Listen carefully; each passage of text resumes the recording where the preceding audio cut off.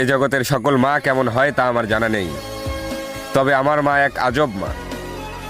মোনাজাতে আমার দীর্ঘায়ু কামনা করে নিজের অসুস্থতার কথা বলতেই ভুলে যায়, অথচ নিজের শরীরের দিকে খেয়াল না করে চোখের পানি ফেলে আমার সুস্থতা কামনায়।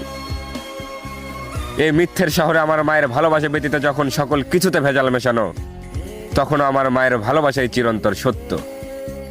অতঃপর আমি খুঁজে দেখলাম এই সংশ্লিষ্ট বাংলা ভাষায় এমন কোনো বাক্য তৈরি হয় নাই যে বাক্য আমার মায়ের ভালোবাসা প্রকাশের সামর্থ্য রাখে। আমি এই বিশাল মহাকাশে এমন কোনো কিছুই খুঁজে পাইনি যার সাথে তুলনা করে বলবো তাকে আমি তার মতো ভালোবাসি। এক কথাই, খোদা যদি তার ব্যতীত অন্য কারো ইবাদতের অধিকার দিত না, আমি নির্দ্বিধায় তোমার ইবাদত করতাম মা।